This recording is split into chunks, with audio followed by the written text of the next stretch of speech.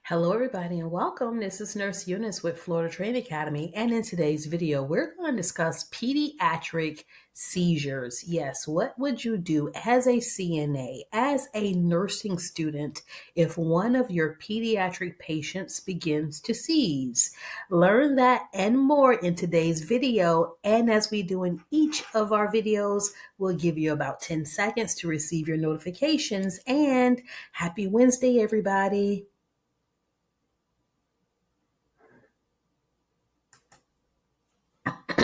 So, what is a seizure? A seizure happens when the brain has a sudden burst of abnormal electrical activity. This can cause a person to shake or jerk uncontrollably. We refer to that as convulsions. They can stare blankly or stop responding. They could also fall down or lose muscle control.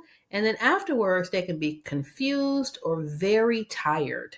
And so when you think about the brain is like a computer, and a seizure is like a glitch, it's a shortage that affects how the body acts for a few seconds or a few minutes. Some of the common causes of pediatric or seizures in children would be high fevers. This is the most common cause. We call it a febrile seizure. Sometimes when kids are born with low oxygen levels, or if they have brain defects, that can cause them to seize. Infections like meningitis or a brain or a spinal infection can also lead to seizures. Head injuries, falls or accidents, and also genetic or brain disorders that children are born with. They can also cause them to have seizures too, and it's very scary. So the adult seizures different. So adult seizures are commonly caused by strokes or a blockage or a bleed in the brain, head injury from car accidents or falls, drug or alcohol withdrawal. That's why we ask those questions upon admission. Are you taking any drugs, any medications? And we have to specify and say any illegal drugs. How many alcoholic beverages do you say per day? Do you take per day? Because we don't want our patients going into withdrawals while they're in our facilities. Another reasons why adults can have seizures would be brain tumors and also a chronic condition called epilepsy. And that's when a person has seizures that are repeated over time and they have not been able to stop the seizures. And so that's the differences between adult seizures and pediatric seizures. And as a CNA, a good tip, a good rule of thumb is that kids' seizures are related to fever, birth, or infection, while adult seizures are usually caused by stroke, head injury, or substance injuries. Why should you as a CNA care about seizures? I know a lot of you all just want test questions and all you do is care about is passing a test. However, when you get through passing that test, you're going to care for humans who have various conditions. And some of you all may be interested in working in pediatrics. And so I want to discuss pediatric seizures because that, number one, that's our goal. It makes sure that our patients receive better care and that you as a CNA, you'll know what to watch for. Because you know what to watch for, there will be a faster response. You will stay calm, you will act safely, and you will get that nurse in the room right away. Clear reporting, you know what to tell the nurse, you know what to document. And then prevent injuries. Knowing the risk lets you keep your patient safe. An additional tip is that the more you know, the safer your patients stay. So I just don't want you focusing on passing examinations because remember, after passing examinations, you have to be a safe caregiver who does more than choose to correct multiple choice responses. If you go to our website, which is fltraining.com, you can either click on the three lines in the top right corner, which would be the menu, or you can scroll down. You're going to see a link for our online courses and also our online CNA course. You all, it is only $29.99 per month. It has So much information. Oh my God. And on top of that, it has 5 different question banks or test banks. So there's no reason for you to fail this test. You can register for our online class worldwide. So it doesn't matter where you're located in the world. However, this is to prepare you for your test. Read the materials, take the test. You have flow charts. You have a lot of information, terminology. You even have an ebook that comes with it. But what's not included is the actual hands-on. So if you know that you need hands-on preparation also, go to our YouTube channel, click on playlists, and look at our clinical playlist. Let's begin. Hey team, I want you to meet Sarah. Sarah Smith is an 8-year-old girl with epilepsy. She has been having seizures since age 5. Today, Sarah had a seizure while playing at school. Her teacher called 911, and Sarah was brought to the hospital by ambulance. You are the nursing assistant working in the emergency department, and you are helping the nurse care for Sarah. She is now awake but looks tired and confused. Sarah usually feels fine and enjoys playing soccer. Question 1.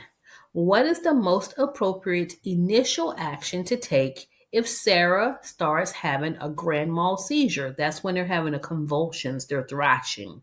Is it going to be A, restrain Sarah's movements to prevent injury?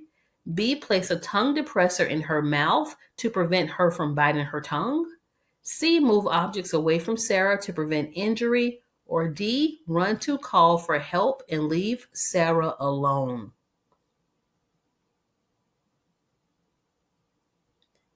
And we'll give you about 5 seconds to enter your responses in the chat. And if I didn't ask you to do so, please get paper and pen so you can write notes as we go. All right, so for question 1, the correct answer is C. You're going to move objects away from Sarah to prevent injury. And so it's important to ensure a safe environment to prevent injuries during a seizure. Restraining movements or placing objects in the mouth, you are, as a caregiver, you'd be causing more harm than good if you started holding someone down who's seizing. So allow them to have their seizure, but protect them. Make sure their head isn't hitting the ground. You can put a purse, a pillow, anything that you have that's soft beneath their head. And if their arms and their legs are thrashing about, just move objects away so that they can't hit anything.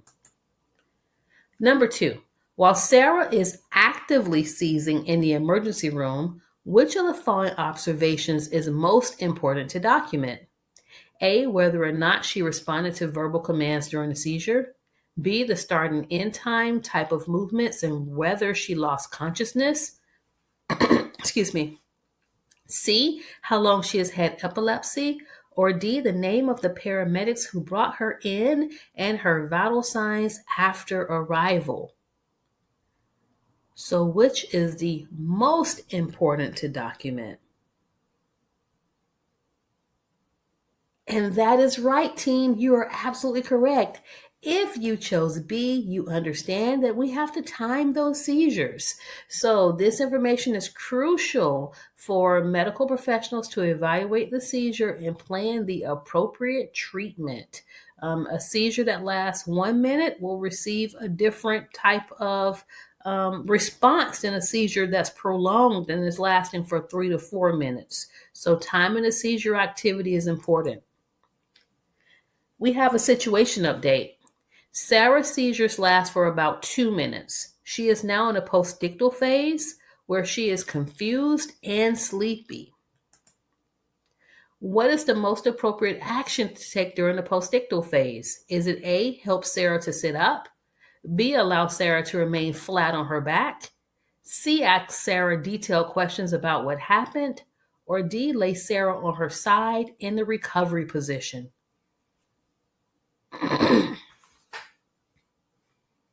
Think about it. What's going to be safest for that patient? And if you said you're putting Sarah in the recovery position, you are absolutely correct. Give yourself applause. It is D. So the recovery position helps to keep her airway open and prevents aspiration if she vomits. So don't try to sit her up. Don't have her lay flat.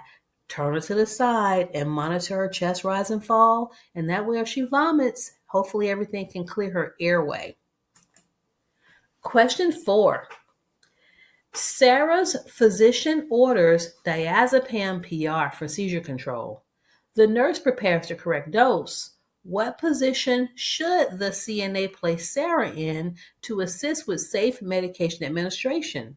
So, yes, your nurse gives the medication, but nurses need your help with positioning. So, is it going to be A, left side lying with upper knee bent, aka the Sims position? B, supine with legs elevated?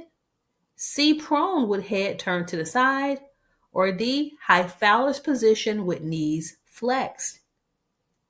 And if you don't know what those various positions mean, you got to write it down. You have to start studying because these are terms you're going to hear when you're working in healthcare.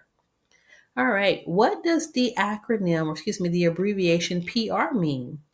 And so you need to know what that means in order to answer this question correctly. And so PR means per rectum.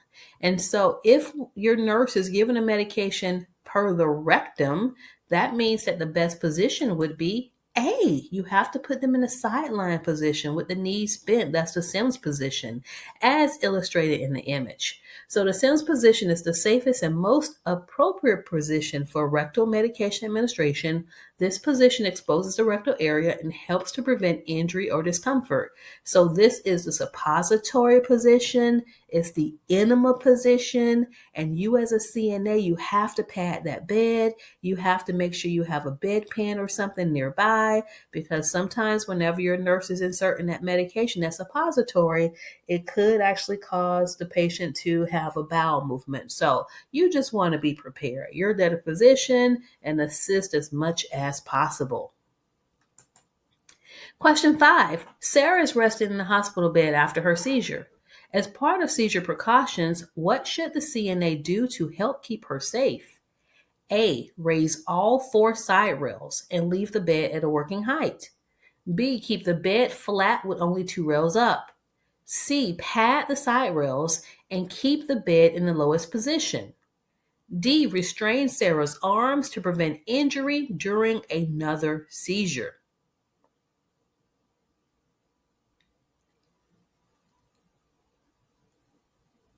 Wonderful. I see a lot of correct responses, you all. We don't raise all 4 side rails and leave the bed at a working height.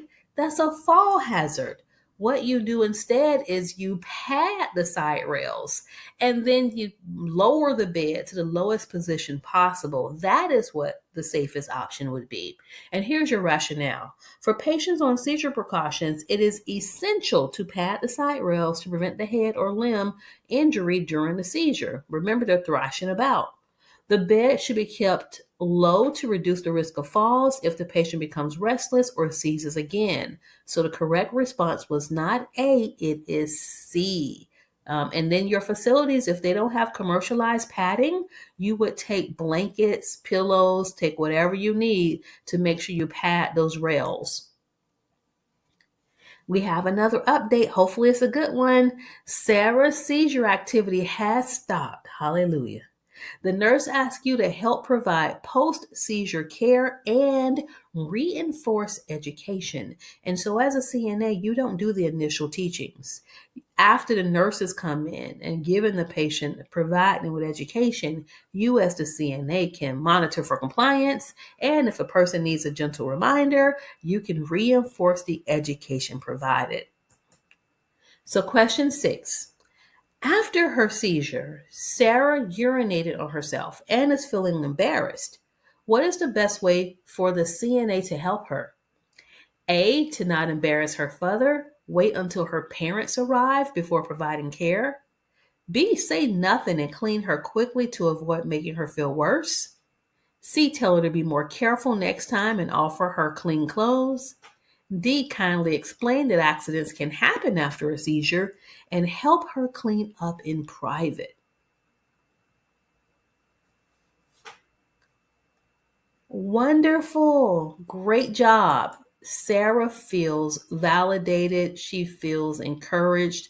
She does not feel belittled because you all chose D.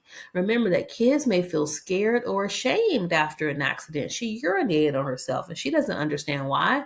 So a CNA should stay calm, use gentle and reassuring words, and explain that it's not her fault.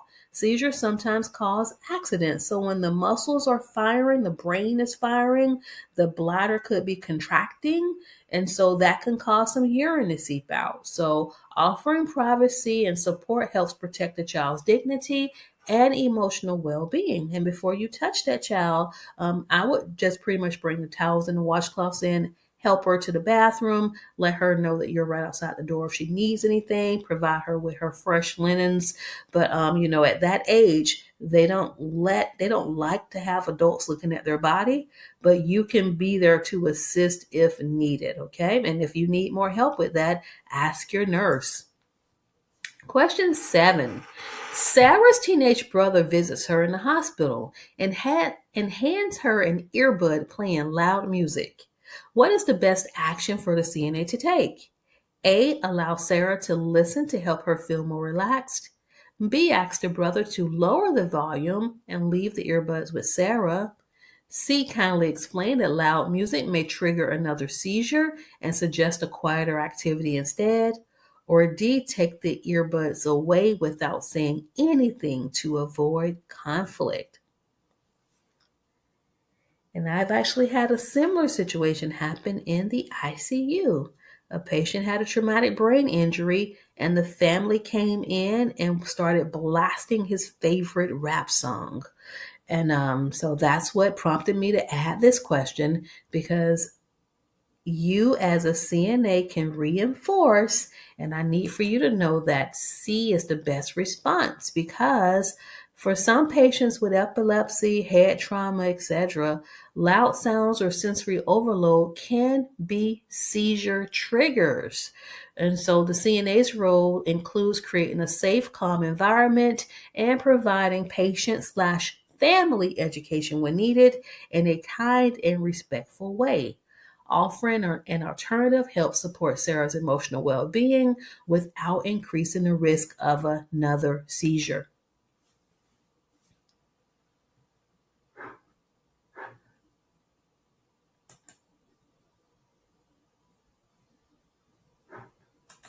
All right, question 8. After you kindly explain seizure safety, Sarah's brother apologizes and asks you about your favorite bands. You realize that you both like the same type of music and he has access to free concert tickets. He then asks for your name on social media. What is the best response? Is it A, give him your social media handle since you have things in common? B, politely explain that you can't connect with patients' family members outside of work? C, tell him you'll have to ask his parents' permission first? Or D, ask Sarah's nurse if it is okay to give out your contact information. And you're going to get requests like that a lot. The family members are going to love you. They want to follow you on social media. They want your cell phone number. And the answer always is B. Politely explain that you can't connect with patients or their family members outside of work. So CNAs and nursing staff must maintain professional boundaries at all time, even in friendly or non-clinical conversations. Connecting with patients' family members on social media can lead to privacy concerns, conflicts of interest, or ethical concerns. A kind but clear response helps protect both you and the family. Number 9, Sarah tells you that she saw yellow circles before her last seizure. What is the medical term for this type of warning? Is it A, hallucination, B, delusion, C, aura, or D, flashback?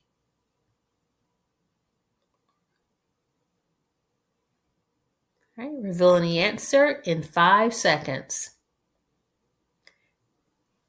2 and 1.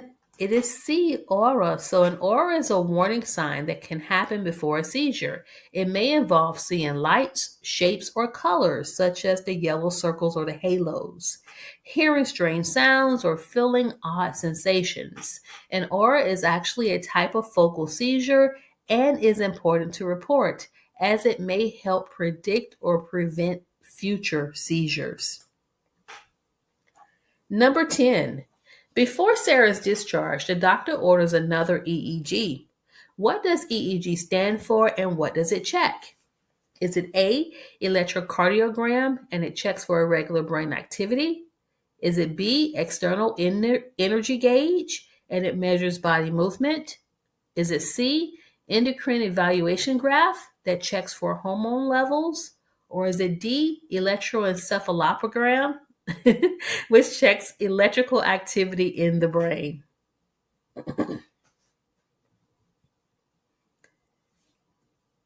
All right, team, I'll give you about 5 more seconds on that. And great job, it is D. Don't get tricked with A.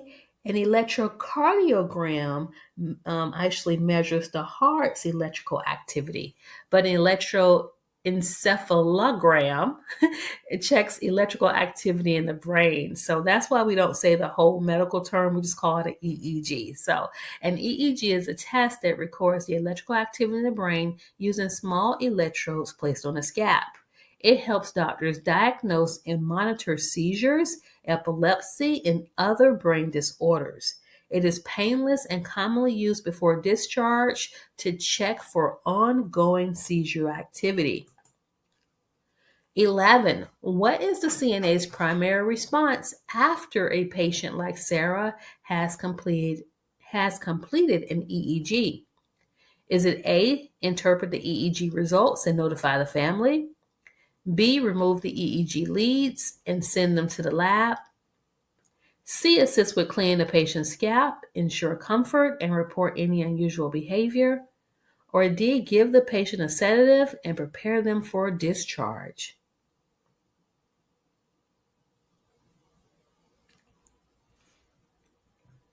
And for question 11, let's see, I see about 10 answers in the chat right now. Let's get a few more.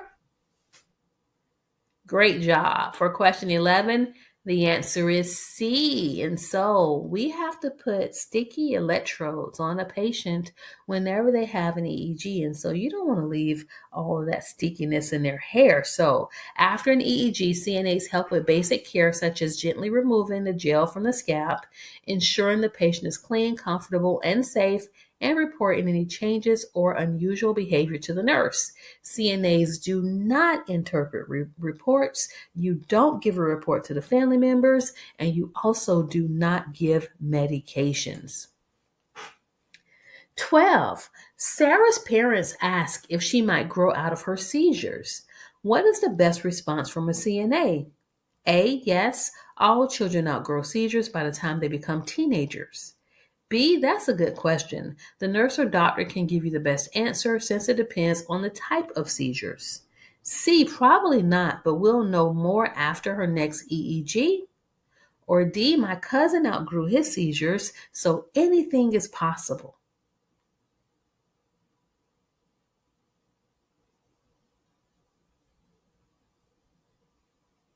All right. What do you think, team? And yes, you're right, it is B. So while some children do outgrow certain types of seizures, others may need a long-term treatment. And so the CNA's role is to support the family and refer medical questions to the nurse or provider. This ensures that families get the most accurate information for their child's condition. Number 13, patients who are being treated for seizures are usually placed on which type of hospital unit?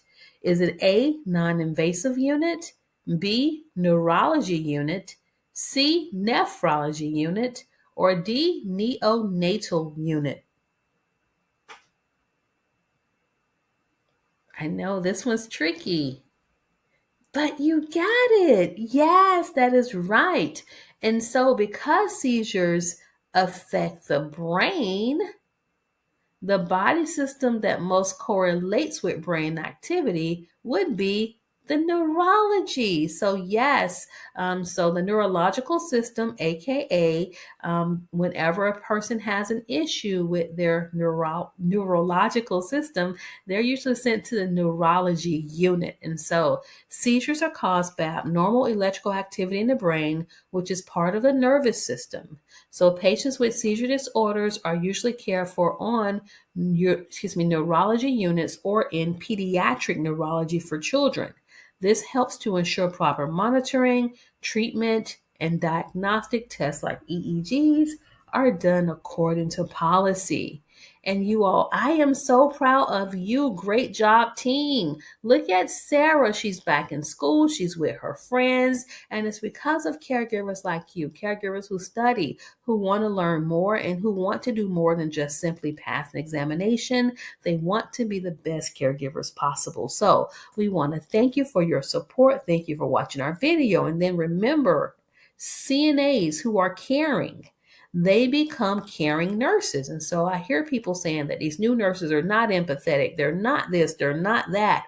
A lot of time the nurses skip being a CNA.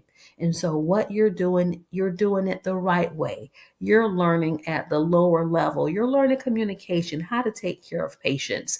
And so now once you add those skills to what you're going to learn in nursing school, oh my God, the patients are going to love you and you are going to become a caring and competent, not just CNA, but also our future nurses. And so tomorrow at 6 p.m. Eastern Standard Time, meet me right back here on YouTube. And so we will have a phlebotomy practice test. And so if you want to scan, if you want to use your phone, open up your camera app, and then a link is going to come up. It's either going to be freecnaprep.com or fltraining.com/phlebotomy.